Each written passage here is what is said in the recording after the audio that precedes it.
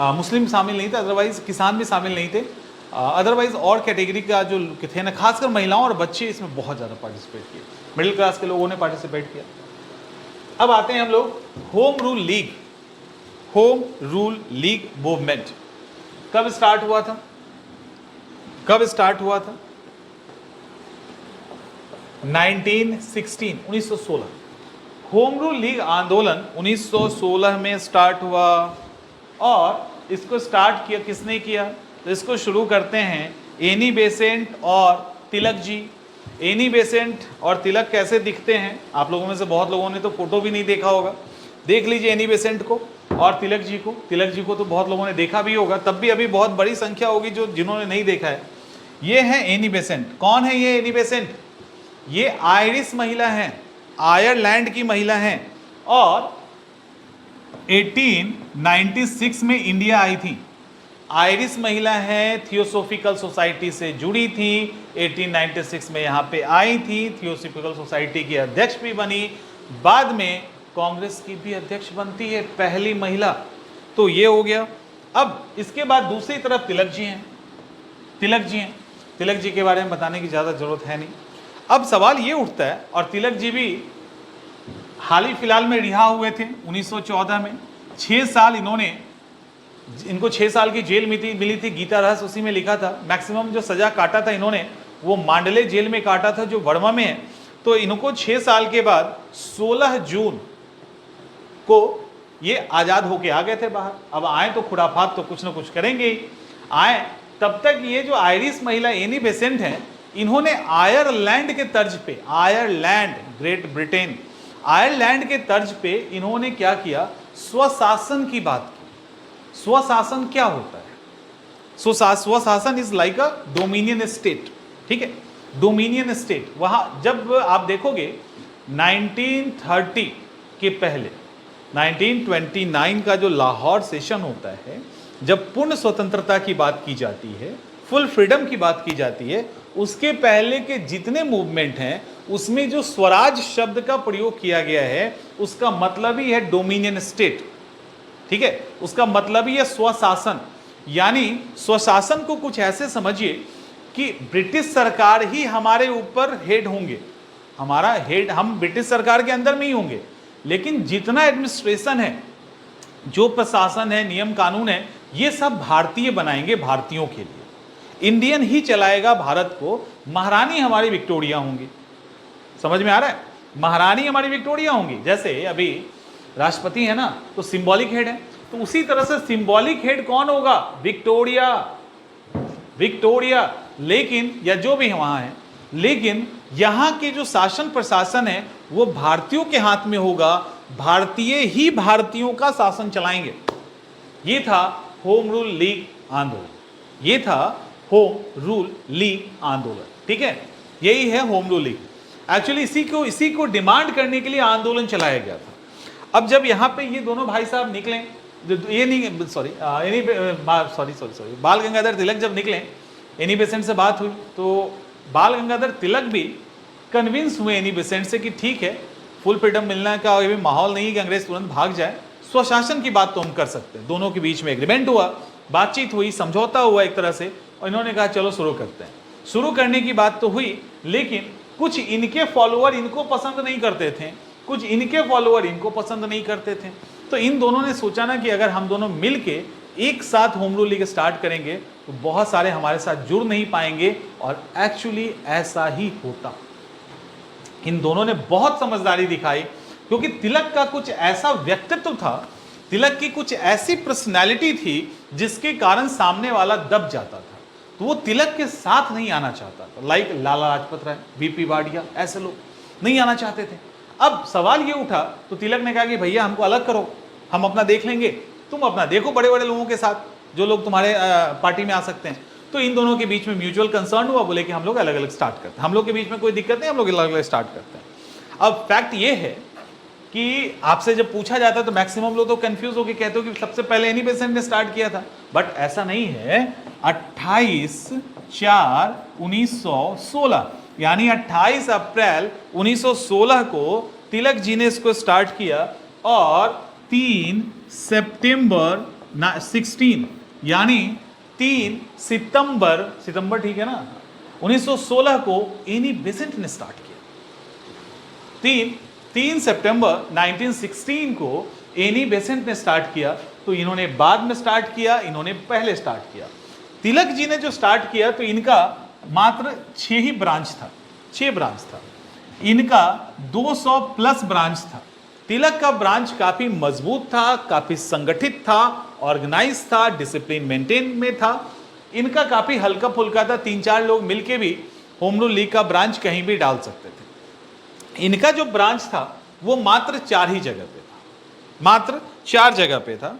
एक कर्नाटक, दूसरा महाराष्ट्र, तीसरा मध्य प्रांत और चौथा बड़ाल। कहां?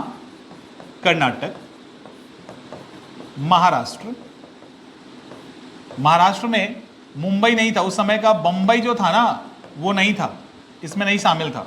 महाराष्ट्र और मध्य प्रांत और बरार, इन 4 जगह पे इनका टोटल 6 ब्रांच था। याद रखिएगा, महाराष्ट्र में भी ये खोले थे बट बंबई उसका पार्ट नहीं था। तो इन 4 जगह पे तिलक थे। बाकी ओवरऑल सारे इंडिया में इनका इलाका छोड़ करके एनी बेसेंट का लीग पूरा सारे इलाके में काम कर रहा था। एनी बेसेंट की बात करें, अच्छा तिलक की आते हैं। तिलक की बात करें तो तिलक का जो होम रूल लीग था उसके जो सचिव थे वो एनसी केलकर थे। एनसी केलकर याद करना, नोट्स में है। और एनी बेसेंट के जो सचिव हैं जॉर्ज अरुंडेल हैं।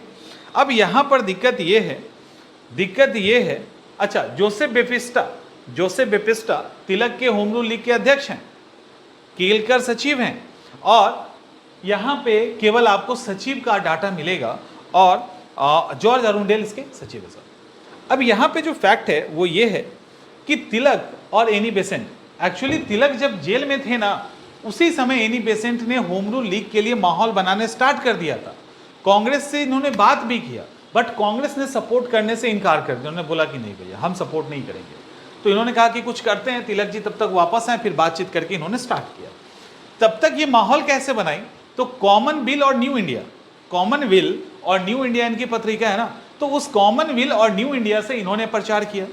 इन्होंने मराठा और केसरी का यूज किया। मराठा और केसरी के थ्रू तिलक ने उसको एडवर्टीज किया। तो ये सारी चीजें थी।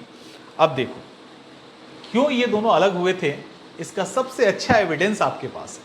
क्यों ये दोनों एक साथ होम रूल लीग नहीं चलाए थे, इसका बहुत अच्छा एविडेंस है। वो ये है कि इनके लीग में कौन कौन है, वीपी वाडिया। इनके लीग में कौन कौन है, वीपी वाडिया, चितरंजन दास, लाला लाजपत राय, इसके अलावा जवाहरलाल नेहरू, मोतीलाल नेहरू, तेज बहादुर सप्रू, मदन मोहन मालवीय, जमुना दास द्वारकादास। ऐसे ऐसे लोग कहाँ हैं, तिलक के लीग में हैं। ऐसे लोग तिलक के लीग में हैं। तो इसीलिए इनको पता था कि यदि हम दोनों यूनाइट हुए, क्योंकि इनके लीग में कोई नहीं है ऐसे लोग, ये अकेले 1 मैन आर्मी है, तिलक जी अकेले 1 मैन आर्मी है, इनके लीग में ऐसे ऐसे लोग हैं। तब इनका संगठन बहुत ऑर्गेनाइज था, इनका उस लेवल पे ऑर्गेनाइज संगठन नहीं था। खैर, तो ये सारी इनको पता था, अगर ये दोनों एक साथ होते तो ये लोग जुड़ते ही नहीं इनसे। तो ये सब इनसे जुड़े हैं और न्यू इंडिया, कॉमनवेल्थ, मराठा, ये सब हम लोगों ने बात कर लिया है। अब हुआ ये कि जब मूवमेंट जब चला तो एनी बेसेंट को जून